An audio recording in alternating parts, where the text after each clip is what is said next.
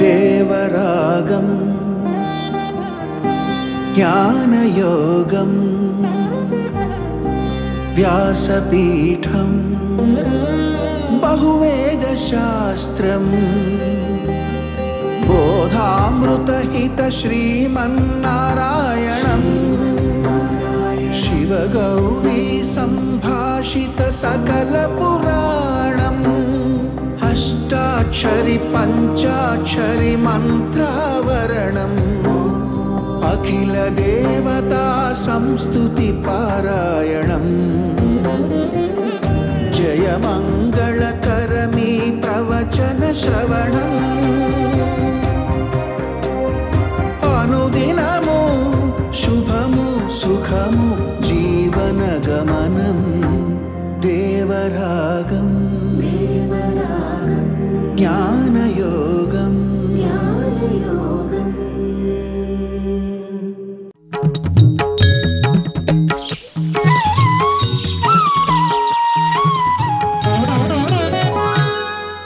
ఆపదామపహర్తారం దాతారం సర్వసంపదాం లోకాభిరామం శ్రీరామం భూయో భూయో నమామ్యహం.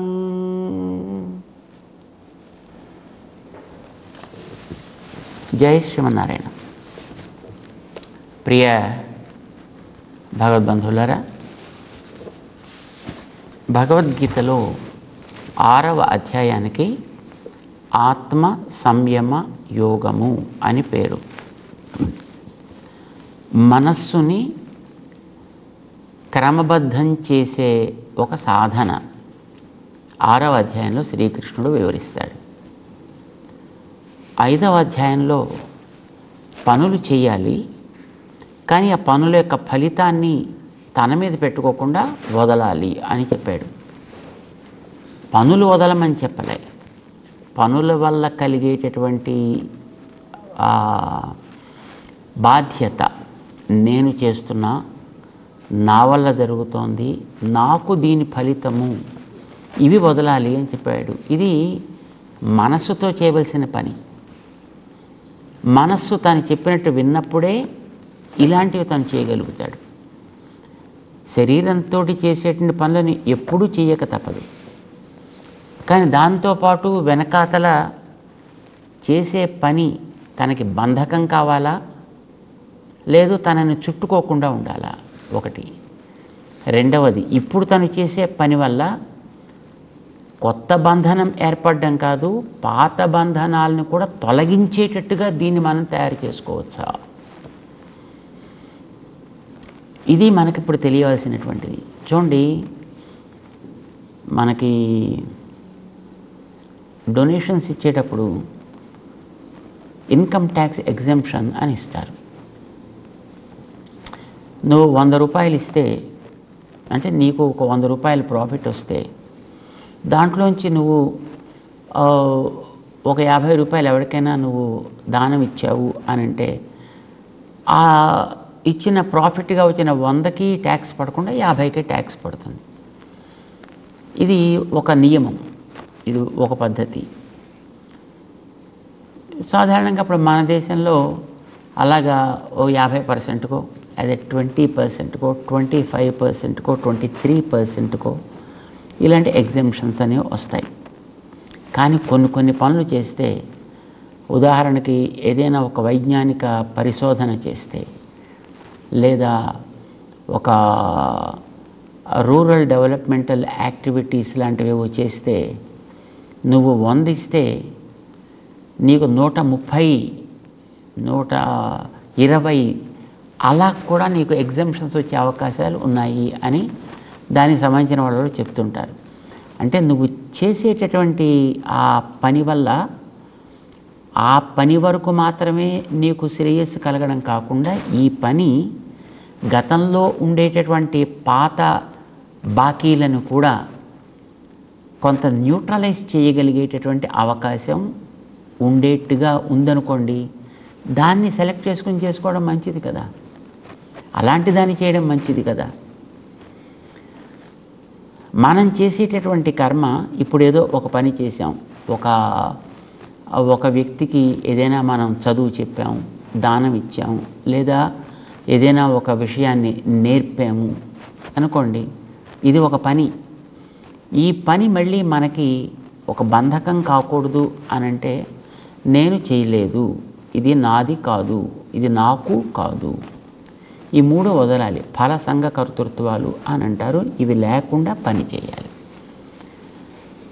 మరి అవి లేకుండా ఎలా చేస్తాం అంటే, ఇవి నీకు వెనకాతలో నడిపించేవాడు భగవంతుడు అనేవాడు ఉన్నాడు కనుక వాడి మీద భారాన్ని పెట్టి నువ్వు చేయొచ్చు. లేదా ఇవి నీకు జరుగుతున్నాయంటే పైనుండే దేహం వల్ల జరుగుతున్నాయి కనుక భారాన్ని దేహం మీదైనా పెట్టేసి నువ్వు దానికి బాధ్యుడు కాకుండా ఉండగలగాలి. నువ్వంటే జీవుడు బాధ్యుడు కాకుండా ఉండగలగాలి. ఇది 3వ అధ్యాయంలో కూడా చెప్పాడు. 5వ అధ్యాయంలో దీన్ని మనకి చెబుతూ, ఏదో నీటిలోంచి వచ్చినటువంటి తామరాకు నీళ్ళలోనే ఉన్నప్పటికీ కూడా నీటిని అంటించుకోకుండా ఎట్లా ఉంటుందో, నీటితో అంటుకోకుండా ఎట్లా ఉంటుందో అట్లాగే వీడు పని చేయాలి. దాన్ని వివరిస్తూ దానికి కర్మ సన్యాస యోగము అంటే చేసేటటువంటి కర్మల యొక్క ఫలితాన్ని తన యందు కాకుండా మరొక దాని యందు వదిలి చేయుట, ఇది చెప్పాడు. కానీ వదలాల్సింది దేంతోటి? శరీరంతో కాదు కదా, మనస్సు చోట వదలాలి. బంధనం చేసేది మనస్సు, బంధనాన్ని తొలగించగలిగింది కూడా మనస్సు. చేత మనస్సుతో చేయాలంటే మనస్సుకి ఆ రకమైనటువంటి ఒక శిక్షణని ఇవ్వాలి. అది ఎలా ఇవ్వాలి అనేది చెప్పడం కోసం 6వ అధ్యాయం ఏర్పడింది. దానికి ఆత్మ సంయమ యోగము అని పేరు పెట్టాడు. ఆత్మ అంటే మనస్సు, అక్కడ సంయమము అంటే దాన్ని సక్రమముగా నిగ్రహించుట, కంట్రోల్ చేయుట, సరి అయినటువంటి శిక్షణనిచ్చి ఒక మార్గంలో పెట్టుట, ఇది తను చెప్పదలుచుకున్నాడు. దానికి రకరకాల విశేషాలని చెప్పి ఏవి లక్ష్యంగా మనం చేయాలి అనేది తెలియచేస్తూ ఆత్మసాక్షాత్కారం అనేటటువంటిది ఒక లక్ష్యంగా పెట్టుకుని ఈ పనులు చేయాలి. భగవద్గీతలో మొదటి 6 అధ్యాయాలకి తాత్పర్యం ఆత్మ జ్ఞానము, ఆత్మ సాక్షాత్కారం, ఇదే లక్ష్యం. ఈ లక్ష్యం కోసం చేయాలి. దానికి మనకి మొట్టమొదట లభించాల్సింది ఏమిటి అంటే, ఆత్మ అనేటటువంటిది ఈ ఒక్క శరీరంలో నీవు మాత్రమే కాదయా, మన చుట్టూ ఉండేటువంటి ప్రతి వస్తువులోనూ ఆత్మలు ఉంటాయి. ప్రతి ప్రాణి మనకు కనిపించేటటువంటివి చుట్టూ ఉండేటువంటివి నేల మీద తిరిగేవి కావచ్చు, నింగిలో తిరిగేవి కావచ్చు, నిలకడగా ఉండేవి కావచ్చు, లేదు ఎక్కడో స్వర్గాది లోకాల్లో ఉండేవి కావచ్చు, దేవతలు అని అంటారు కదా. సో దేవ మనుష్య తిరియక్ స్థావరాత్మకంగా ఉండేటువంటి ఈ ప్రపంచంలోని సకల చరాచరాత్మకమైనటువంటి వస్తుజాతం అంతా రెంటితోటి కలిసి ఉంది. ఒకటి పైన కనిపించేటటువంటిది ప్రకృతి, 2 దానికి ఆ రకమైనటువంటి రూపు రేఖ ఏర్పాటు చేసినటువంటిది దాని వెనక ఉండే ఆత్మ అనేది 1, 2. సో ఈ ఆత్మ గురించినటువంటి జ్ఞానాన్ని వీడు సక్రమంగా పొందడం అనేటటువంటిదే మొదటి 6 అధ్యాయాల సారం. ఆత్మజ్ఞానం ఏర్పడాలి. ఎందుకు ఏర్పడాలి?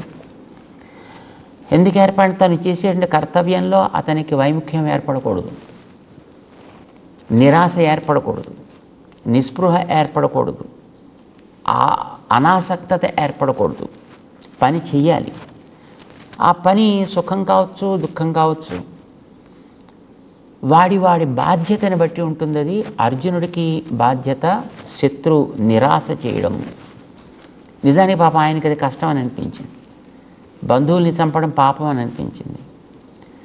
నువ్వు చేసేటటువంటి పని చేస్తూ ఉండేటప్పుడు అది పాపం అని అనుకుంటే నువ్వు చేయలేవు కదా. అయితే అది నిజానికి పాపమా? పాపమని ఇతను అనుకుంటున్నాడు, బంధువులని సంహరించుట అని. కానీ వాళ్ళు బంధువులుగా ఉన్నారా? నిజానికి లేరు. వాళ్ళు ఎందుకంటే పాండవులు నానా కష్టాలు పెట్టి అగచాట్లన్నీ వాళ్ళకి చూపించి వాళ్ళని 13 ఏళ్ల పాటు నానా పాటలు పడేటట్టు చేసిన వాళ్ళు. వచ్చిన తర్వాతనైనా పోనీ దాన్ని అవగాహన చేసుకొని వాళ్ళు ఎవరి రాజ్యం వాళ్ళకి పంచిచ్చి సుఖంగా ఉండనిచ్చారా అంటే సూది కొన మోపినంత నేల కూడా ఇవ్వంపమ్మన్నారు. యుద్ధానికి కావాలని వాళ్ళే కాలు కయ్యానికి దువ్వారు. ఈ తను కావాలని ఏర్పాటు చేసుకుంది కాదు, వాళ్ళే ఏర్పాటు చేసి పెట్టారు. ఇప్పుడు తన బాధ్యతను తను నెరవేర్చాలి. ఇప్పుడు అమాయకులైనటువంటి ప్రజల యొక్క ప్రాణాలను తీస్తే అలాంటి వాళ్ళని అయ్యో పాపం వాళ్ళని కొట్టొచ్చునా కొట్టకూడదు అని ఆలోచించేవాడిని వాడి మనిషి అంటామా? వాడిని ఎక్కడున్నా సరే ఏరి పారేస్తాం అని మన భారత ప్రధాని చెప్పినట్టుగా అలాంటి వాళ్ళని ఏ పని చేసేటప్పటికే వాళ్ళని అరికట్టాల్సిన బాధ్యత ఉంటుంది. అర్జునుడి బాధ్యత అది. మరి అలాంటి బాధ్యత ఉండే వ్యక్తి యుద్ధం చెయ్యాలా, మానాలా, చెయ్యొచ్చా, కూడదా, బంధువధ, రక్తపాతం, అయ్యో ఈ రక్తపు కూడు, ఇది నేను ఎలా తింటా, ఇలాంటి మాటలన్నీ మాట్లాడేటప్పటికి కృష్ణుడికి కొంచెం కోపం వచ్చింది. అతనికి విషయం చెప్పాల్సినటువంటి అవసరం ఉంది అని అనిపించింది. కనుక యుద్ధం అతని చేత చేయించాలి. ఫిజికల్గా అంటే శారీరకంగా యుద్ధం చేయాలి, కానీ మానసికంగా అతను ఇది నా కర్తవ్యము, దీంట్లో నాకు ఏ రకమైనటువంటి ప్రమేయము లేదు అనే విషయం అతనికి తెలియాలి. మరి ఇప్పుడు దానికోసం అని మనస్సు ప్రధానమైనటువంటి పరికరం కదా, దాన్ని గుర్తించాల్సింది. పోనీ అర్జునుడికి ఏం తెలియదా అంటే తెలియనివాడు కాదు, తెలిసినట్టే మాట్లాడాడు. మొదటి అధ్యాయంలోనూ 2వ అధ్యాయంలోనూ కూడా భగవద్గీతలోనే. మొదటి అధ్యాయంలో అయ్యో బంధువులు వీళ్ళందరినీ కొట్టడం ఎట్లాగా అని మాట్లాడాడు. స్వర్గానికి పోతామో నరకానికి పోతామో ఇలాంటి మాటలు మాట్లాడాడు. అంటే శరీరం ఆత్మ వేరని తెలుస్తోంది, కానీ శరీరానికి ఏర్పడేటటువంటి బాంధవ్యాన్ని చూసి ఆత్మసుఖాన్ని గురించి వాడు మాట్లాడుకున్నాడు. సో 2వ అధ్యాయంలోకి వచ్చేటప్పటికి ఆయన గురువు గారు ఈయన తాతగారు వీళ్ళని ఎలా కొట్టాలి అనేటటువంటి దిగులు అతనికి ఏర్పడింది. సో అది బంధువులా, లేకపోతే అది గురువా, లేకపోతే ఆయన తాతగారా, వాళ్ళు ఏమీ దైహికమైనటువంటి బాంధవ్యం కలిగిన వారు అనేది ప్రధానం కాదు అక్కడ. వాళ్ళ యొక్క స్థితి ఏమి, ఎలా ఉంది. తప్పు చేశాడు దుర్యోధనుడు, సమర్థించాడు ధృతరాష్ట్రుడు, అతనికి అండగా నిలబడ్డారు మిగతా వాళ్ళంతా. ఇప్పుడు తప్పు చేసినవాడు ఎంత దోషో, ఆ తప్పు చేసిన వాడికి ఆసరా ఆశ్రయము ఇచ్చినవాడు కూడా అంతే దోషి. ఇదే కదా ఇప్పుడు మన పరిపాలకులు చెప్తున్నారు. ఉగ్రవాది నేరుగా వచ్చి తుపాకీతో ప్రాణాలు తీస్తున్నాడు, ఆ ఉగ్రవాదికి ఉండడానికి ఆశ్రయం ఇచ్చాడు ఒకడు. వీడెంత తప్పు చేస్తున్నాడో ఇంతకంటే తప్పు చేస్తున్నవాడు కదా ఆశ్రయం ఇచ్చినటువంటి వ్యక్తి. సో అలాంటి వాడికి తగినట్టుగా బుద్ధి చెప్పాల్సినటువంటి బాధ్యత అయితే ఉంటుంది అని మన దేశం వాళ్ళకి తగినటువంటి పాఠాన్ని నేర్పే ప్రయత్నం చేస్తోంది. దీనికి మొట్టమొదటి వస్తు నాంది పలికినవాడు శ్రీకృష్ణుడు. అర్జునుడికి ఆ విషయాన్నే చెప్పాడు. ఆయన వాళ్ళు తప్పు చేస్తున్నారయ్యా, తప్పు చేసిన వాడిని దండించడం నీ బాధ్యత, తప్పు చేసిన వాడికి తోడున్న వాడిని కూడా దండించడం నీ బాధ్యత. అంచేత వాళ్ళకి ఆ రకమైనటువంటి దండన యుద్ధం నువ్వు తప్పకుండా చెయ్యాలి.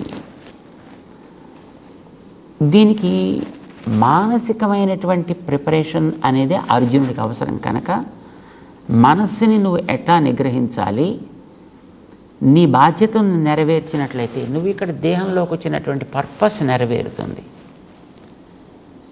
ఎంతకాలం ఈ ఆత్మ తిరిగితే ఈ దేహంలోకి వచ్చిందో మనకు తెలియదు కదా. ఇందులోంచి వెళ్ళిన తర్వాత మళ్ళీ ఎక్కడెక్కడికి పోయి తిరుగుతుందో కూడా మనకి తెలియదు కదా. ఇప్పుడు దేహంలో, మానవ దేహంలో ఇప్పుడు ఉంది కనుక ఇప్పుడు చేసేటటువంటి పని నీకు కొత్తగా మరిన్ని కర్మల్ని చేర్చకుండా ఇదివరకే పేరుకున్నటువంటి కర్మలను కూడా తొలగించగలిగే అవకాశం ఉన్నప్పుడు అలాంటి పని చేసుకుని వాటిని కూడా తొలగించుకుని నువ్వు ఈ బంధంలోంచి బయటపడడం అనేటటువంటిది చాలా యోగ్యమైనటువంటి పని. అది నువ్వు చేయాలి. అది దేనివల్ల వస్తుంది? మనస్సులో కలిగేటటువంటి సంకల్పం వల్ల ఏర్పడుతుంది. నువ్వు మనస్సులో చేసుకున్నటువంటి నిర్ణయం వల్ల ఏర్పడుతుంది.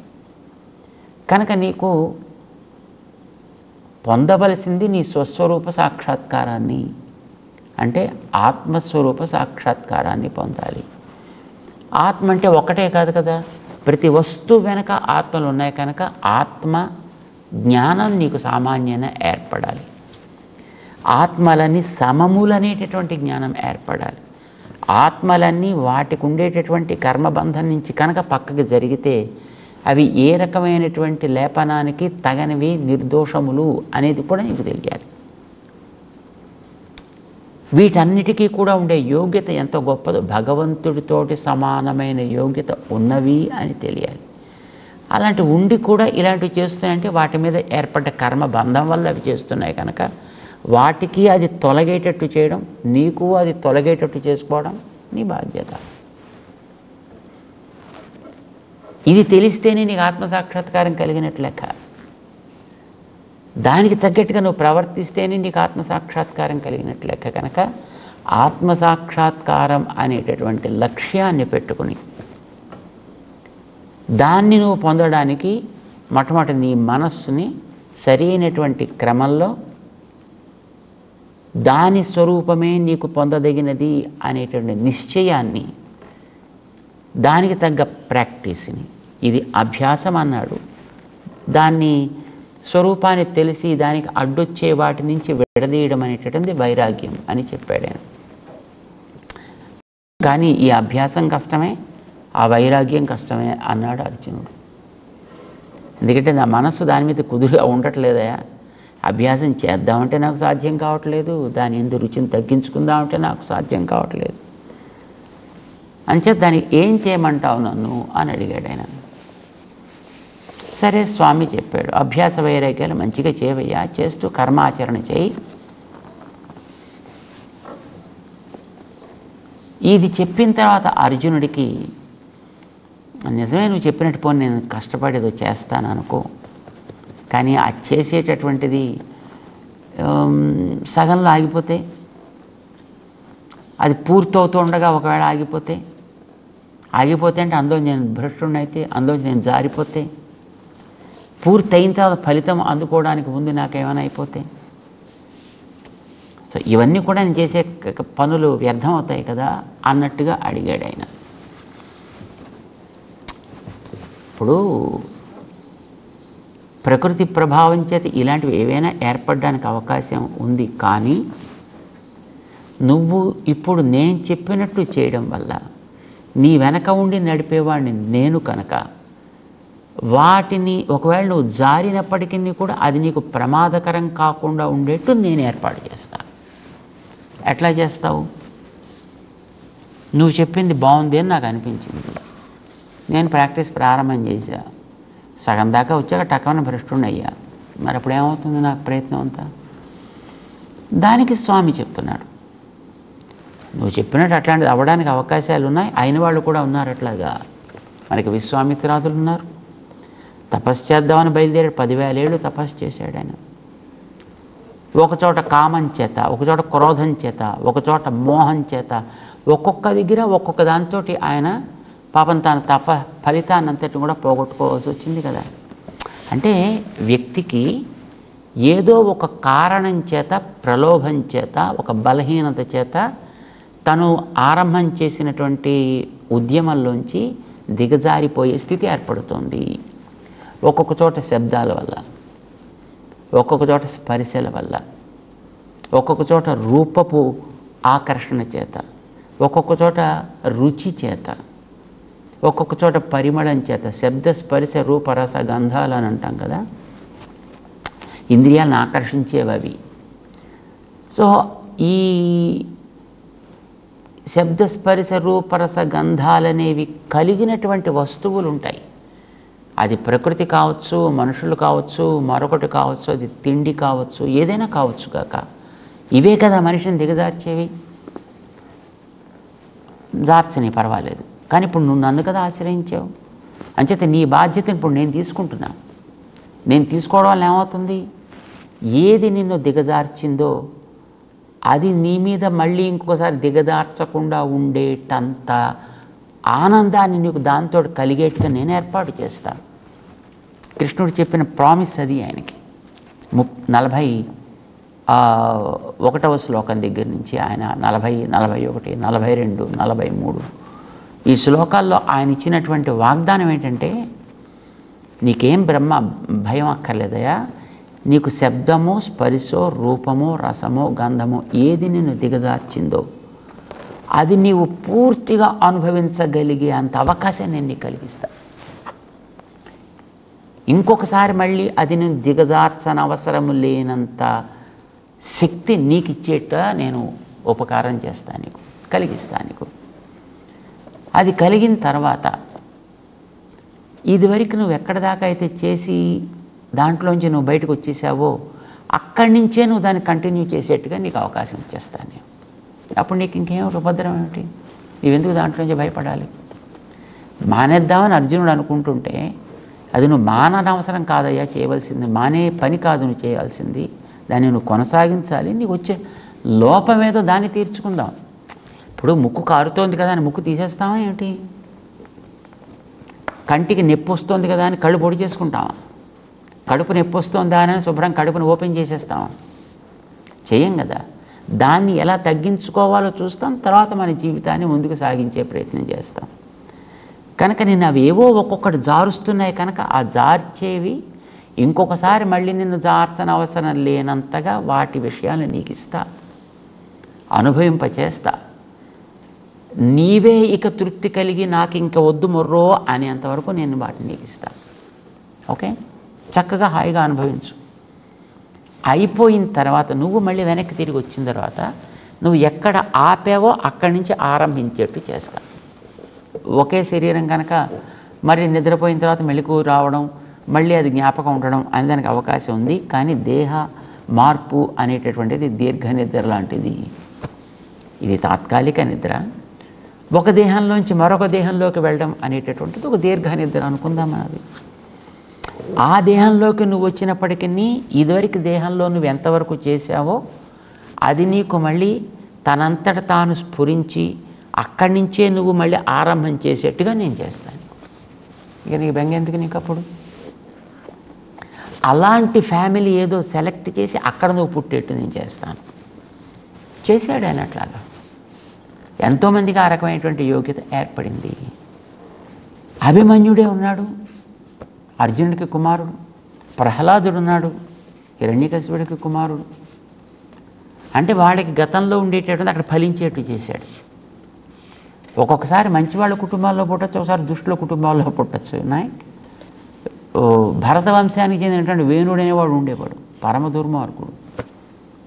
పరమ దుర్మార్గుడు అంటే తన దగ్గర ఉండేటువంటి మహానుభావులు అంటే ఋషులందరి చేత తనని మోయించుకోవాలని తన నామం చెప్పే హోమాలు చేయాలి, తన నామమే జపం చేయాలి, తన నామానికే తర్పణాలు చేయాలి. ఇలాగ పెట్టాడు నియమం. నారాయణాయ నమః కాండానికి వీలేదు, వేనాయ నమః ఇలాగే చేయాలన్నాడు వాడు. సరే, వాణ్ణి ఇంకా మోతాదు మించేటప్పటికి వాడిని శపించి మొత్తం హుంకరించి వాడు లేకుండా చేసి పారేశారు. కానీ అతని తర్వాత అతని భుజాన్ని చిలికి భుజంలోంచి మళ్ళీ ఒక పిల్లవాడిని పుట్టించారు. అప్పుడు ఉండేటువంటి ఆ మహానుభావులకి ఏం విజ్ఞానమో తెలియదు మనకది. అతను ఈ పృథివీనంతటిని అతనికి పేరు పృథు చక్రవర్తి అయ్యాడు ఆయన. అతని పరిపాలన వలన ఈ భూమికి అజనాభం అనే పేరుండేటటువంటి ఈ భూమికి పృథ్వీ అనేటువంటి పేరు వచ్చింది. అంటే ఎంత గొప్పగా పరిపాలన చేసి ఉంటాడో మనం ఊహించవచ్చు. అంటే అతను ఆ వంశంలో పుట్టినా ఇంత గొప్పవాడు అవ్వగలిగాడు. సో ఎంతవరకు అయితే గతంలో చేసి ఉన్నాడో అక్కడి నుంచి ఆరంభం అయ్యేటట్టుగా చేస్తా. అది సగంలో అయితే సగం చోట ప్రారంభిస్తాడు, పూర్తి అయితే పూర్తి అయిన చోట ఉండేట్టుగా నేను వాడిని ఏర్పాటు చేస్తా. ఒకవేళ అసలు వాడు ఆరంభమే చేయలేదనుకోండి, పర్వాలేదు, వాడికి రుచి కలిగింది కదా. సో రుచి కలిగిన వాడు ఆరంభం చేసుకోవాల్సిన కుటుంబాలు ఎక్కడున్నాయో చూసి వీడిని తీసుకువెళ్ళి ఆ కుటుంబంలో పెడతా. అప్పుడైనా నష్టమే లేదు కదా, చేసిందేం వ్యర్థం కాదు కదా. కనుక మంచి పని చేయడానికి, మనస్సుని క్రమబద్ధం చేసుకోవడానికి సాగించే ఏ ప్రయత్నమైనా సరే నా మీద భారం పెట్టి కనుక వాడు చేసినట్లయితే తప్పకుండా అది వాడికి సత్ఫలితాన్ని ఇచ్చేట్టుగా నేను చేస్తా. ఇది భగవంతుడు అర్జునుడికి ఒక భరోసానిచ్చాడనమాట. ఇది 6వ అధ్యాయంలో 42వ శ్లోకం దాకా ఆయన చెప్పినటువంటి మాట. వాడు శుచివంతులు శ్రీమంతులు అయిన వాళ్ళ ఇండ్లలో పుట్టిస్తా, సగంలో చేస్తే పూర్తి అవుతూ ఉండేట అథవా యోగినామేవ కులే మహతి ధీమతాం, వాళ్ళు గొప్ప యోగులైనటువంటి వాళ్ళ ఇండ్లలోనే నేను వాడు పుట్టేట్టుగా చేస్తా.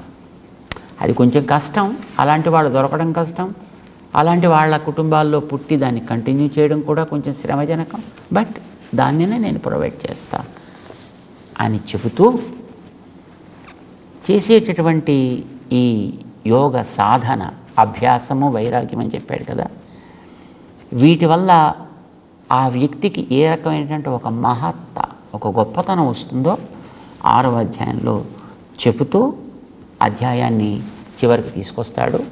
తెలుసుకునే ప్రయత్నం చేద్దాం. జై శ్రీమన్నారాయణ.